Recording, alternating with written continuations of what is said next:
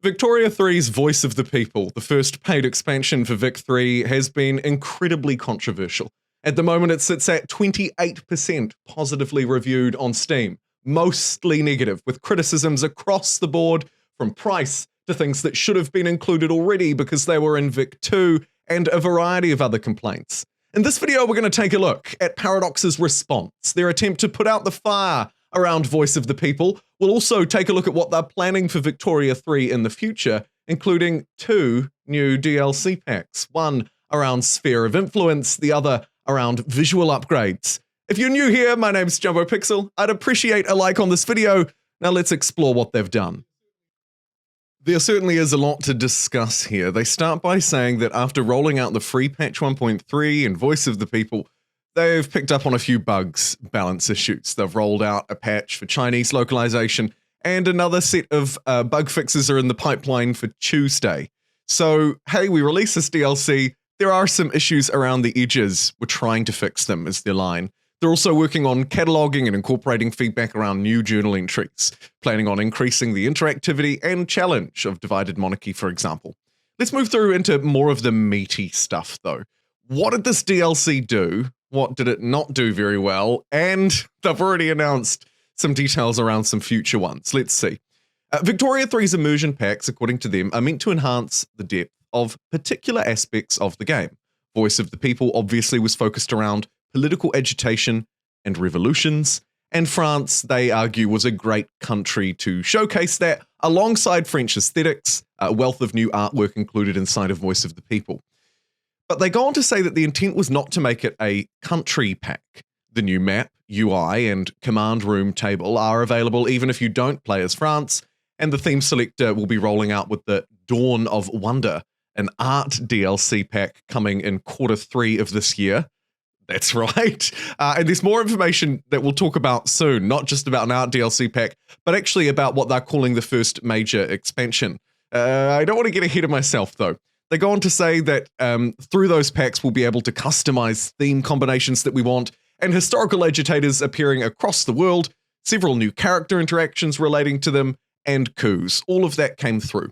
They go on to say, rest assured, we'll be rolling out country-specific content in other expansion products and updates, in addition to these immersion packs. So they're kind of drawing a distinction there, saying, hey, actually, this wasn't meant to be a France pack. It was meant to be an immersion pack, focusing around internal politics, highlighting political agitation and revolutions, so on and so forth. That is a distinction I'll let you draw your own conclusions on, because there's actually some more substantial, meaty stuff to get to here.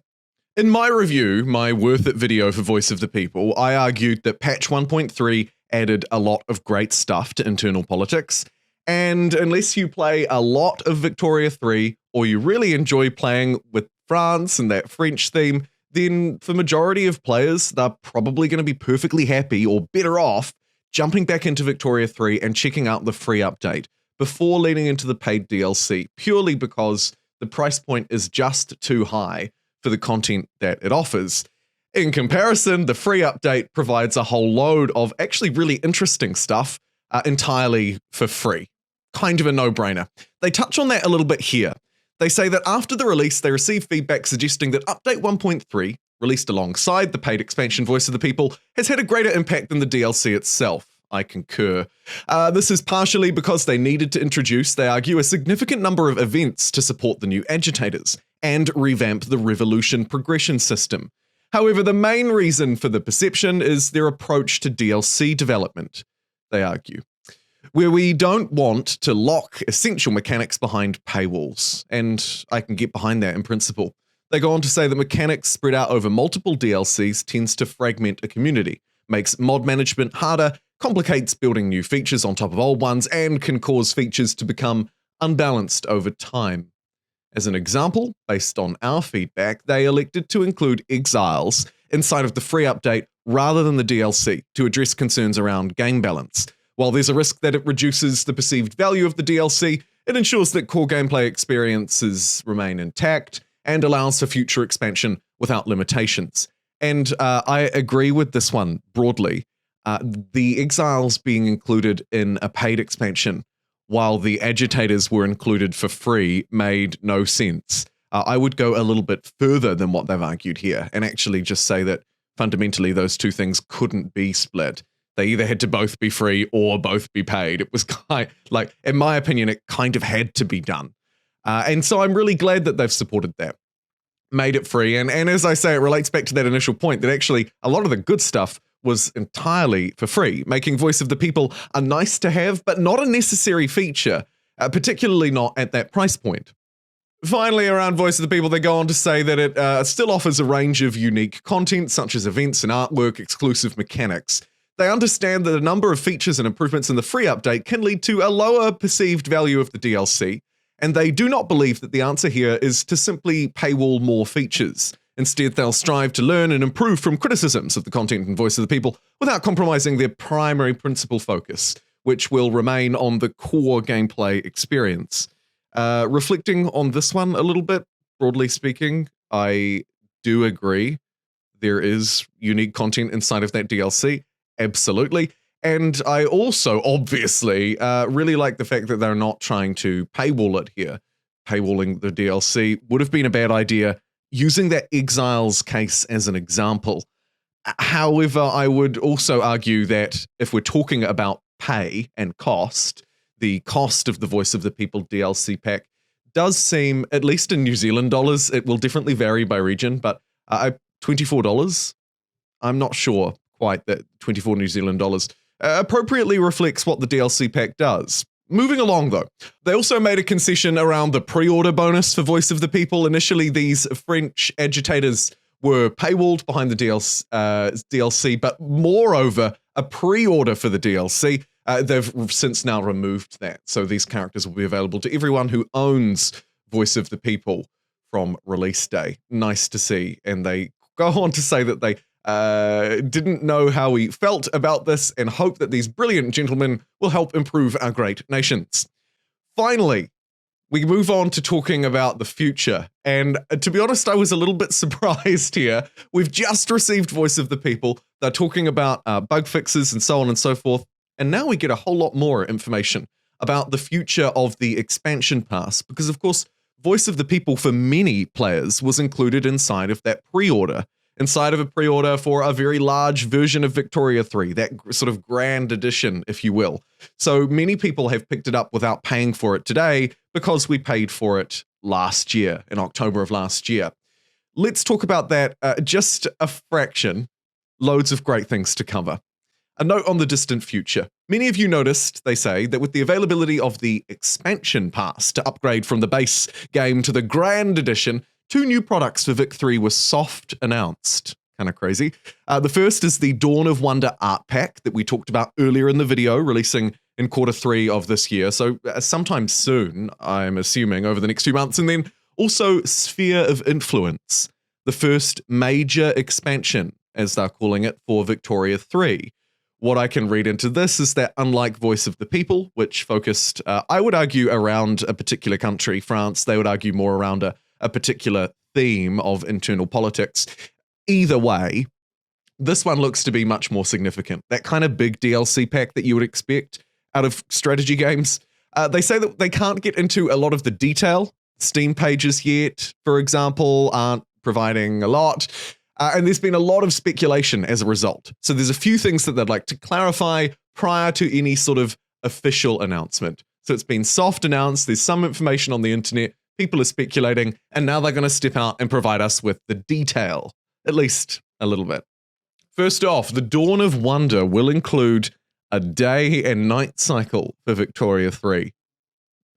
Okay, sure. It's super customizable. Naturally, you can turn it on and off. But you can also, for example, scale it to in-game time. So a full cycle could take 1 day or 1 year, depending on your preferences, or even sync it to your computer clock for cozy nighttime play.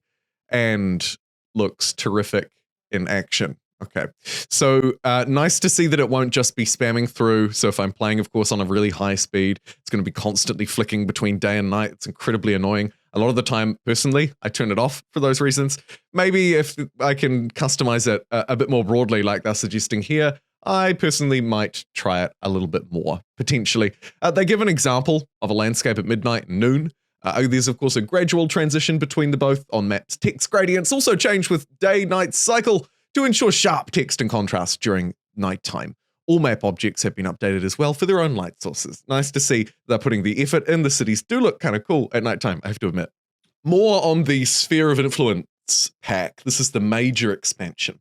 As mentioned in its description, among several other features, the major expansion will add power blocks, which let you spread your influence across the world through soft power.